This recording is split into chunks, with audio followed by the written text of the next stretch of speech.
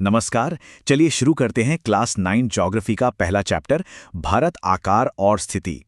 अब सोचिए, अगर पूरी दुनिया के मैप पर भारत को ढूंढना हो तो उसका एड्रेस क्या होगा, उसका पता क्या होगा। बस यही चैप्टर हमें भारत का ग्लोबल एड्रेस बताने वाला है। और पता है ये एड्रेस इतना ज़रूरी क्यों है? क्योंकि सच में इसी एड्रेस पर भारत की पूरी कहानी, यहाँ का मौसम, लोग, सब कुछ टिका हुआ है। तो चलिए इस एड्रेस की हर एक डिटेल को आराम से समझते हैं। तो हमारा मिशन बिल्कुल साफ है, अर्थ पर भारत का एड्रेस ढूंढना। जैसे हमारे घर का एक एड्रेस होता है ना, house number, street number, city, बिल्कुल वैसे ही दुनिया के मैप पर किसी भी कंट्री का एड्रेस उसके लैटिट्यूड्स और लॉन्गिट्यूड से तय होता है। समझ लीजिए, ये लाइंस ही भारत का ग्लोबल पिन कोड हैं।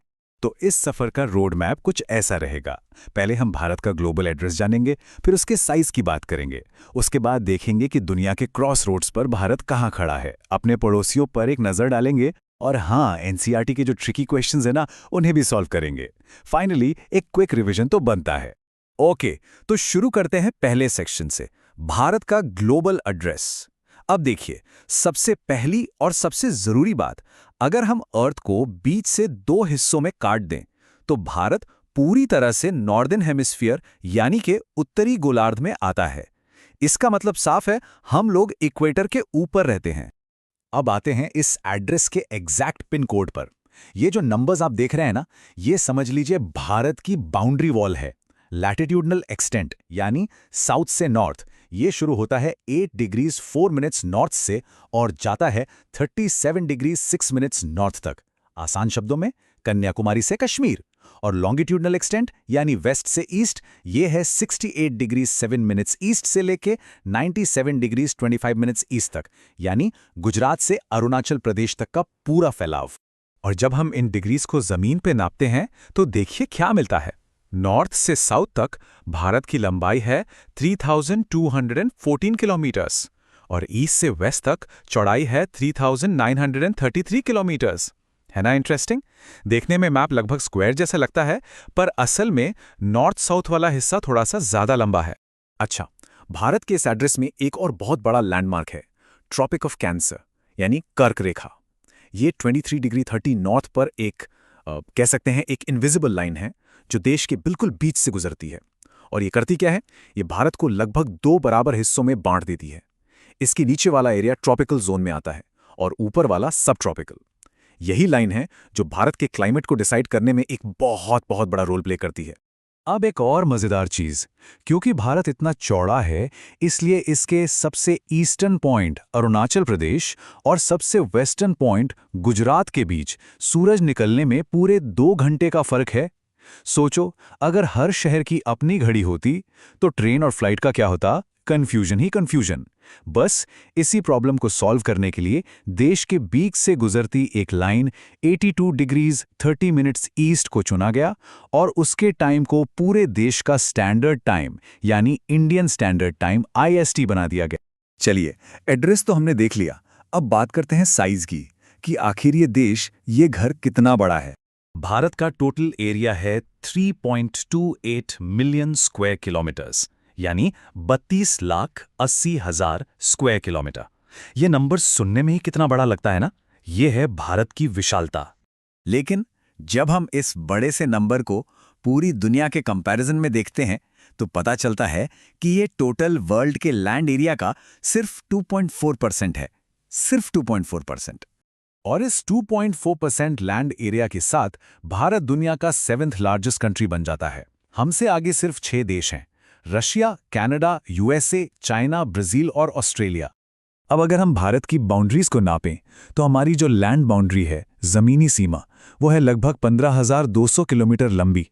और हमारी कोस्ट लाइन यानी समुद्री सीमा, जिसमें अंडमान निकोबार और लक्षद्वीप आइलैंड्स भी शामिल हैं, वो है 7,516.6 किलोमीटर्स। तो भारत सिर्फ साइज में ही बड़ा नहीं है, बल्कि दुनिया के मैप पर इसकी लोकेशन, इसकी जगह भी कमाल की है। ये एक ऐसे क्रॉसरोड्स पर खड़ा है जहां से दुनिया भर के रास्ते गुजरते हैं। एनसीईआरटी की ये लाइन इस बात को बहुत खूबसूरती से समझाती है।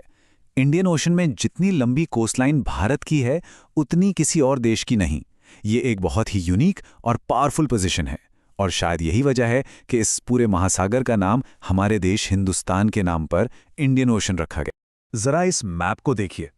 भारत का जो सदर्न पार्ट है यानी डेक्कन पेनिनसुला वो इंडियन ओशन में आगे तक निकला हुआ है। इसी स्ट्रेटेजिक लोकेशन की वजह से हम वेस्ट में अफ्रीका और यूरोप से और ईस्ट में साउथ ईस्ट एशिया से समुद्री रास्तों से आसानी से जुड़ जाते हैं। और दुनिया के साथ भारत का ये कनेक्शन नया नहीं है, ये हजारों साल पुराना है। और इंटरेस्टिंग बात यह है कि सी रूट से भी पहले हम पहाड़ों के दर्रों से यानी माउंटेन पासेस से जमीनी रास्तों से दुनिया से जुड़े हुए थे। इन्हीं रास्तों से हमने दुनिया को सिर्फ मसाले और मलमल नहीं दिए, बल्कि उपनिषद्स का ज्ञान, रामायण की कहानियां और जीरो वाला डेसिमल सिस्टम भी दिया। और बदले में वहां से ग्रीक स्कल्पचर और वेस्ट एशिया की आर्किटेक्चर जैसे गुंबद और मीनारें हमारे यहां आईं। ये आइडियाज और चीजों का एक शानदार एक्सचेंज था। तो पूरी दुनिया से अपने रिश्ते समझने के बाद चलिए अब अपने सबसे करीबी लोगों पर यानी हमारे पड़ोसियों पर एक नजर डालते हैं। जैसा कि आप इस मैप में देख सकते हैं, भारत साउथ एशिया के बिल्कुल सेंटर में, दिल में बसा है। और हमारे पड़ोसियों के साथ हमारे रिश्ते सिर्फ जमीन से नहीं बल्कि कल्चर और हिस्ट्री से भी सदियों से जुड़े हुए हैं। चलिए डायरेक्शन बाय डायरेक्शन इन्हें देखते हैं। नॉर्थ वेस्ट में है पाकिस्तान और अफगानिस्तान, ठीक नॉर्थ में आते हैं चाइना, नेपाल और भूटान। फिर ईस्ट की तरफ चलते हैं तो मिलते हैं बांग्लादेश और म्यांमार। और साउथ में समुद्र में हमारे दो आइलैंड नेबर्स हैं, श्रीलंका और मालदीव्स। अब तक हमने व्हाट और वेयर की बात की। अब आते हैं चैप्टर के सबसे इंटरेस्टिंग पार्ट पर, यानी वाई वाले सवालों पर।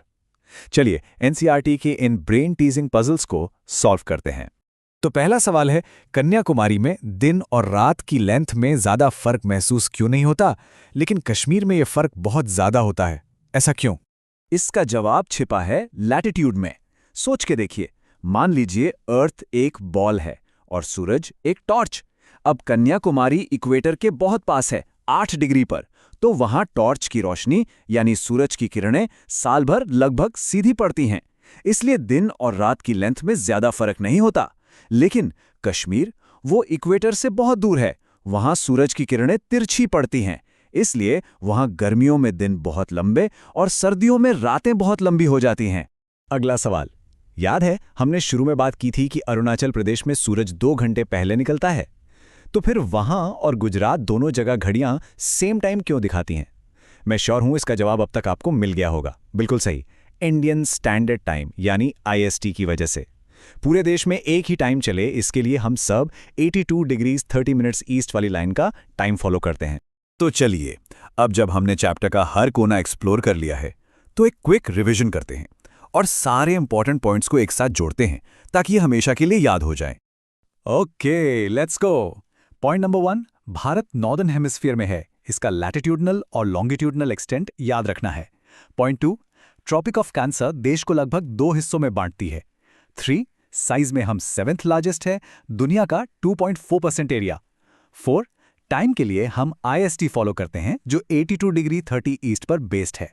5, इंडियन ओशन में हमारी सेंट्रल और बहुत स्ट्रेटेजिक पोजीशन है। एंड 6, हमारे टोटल 9 पड़ोसी हैं, 7 जमीनी और 2 समुद्री। बस ये है इस चैप्टर के सबसे जरूरी फैक्ट्स। और आखिर में इस एक सवाल पर सोचते हैं, ये चैप्टर सिर्फ कुछ नंबर्स और लाइंस के बारे में नहीं था, ये इस बात को समझने के लिए था कि कैसे भारत का ये ग्लोबल एड्रेस यहाँ की हर चीज को शेप करता है, यहाँ के क्लाइमेट से लेकर कल्चर तक। असल में यही एड्रेस वो चाबी है जो आगे आने वाले चैप्टर्स के दरवाजे खोलेगी, जहां हम भारत के पहाड़, नदियां और मौसम की कहानियों को समझेंगे।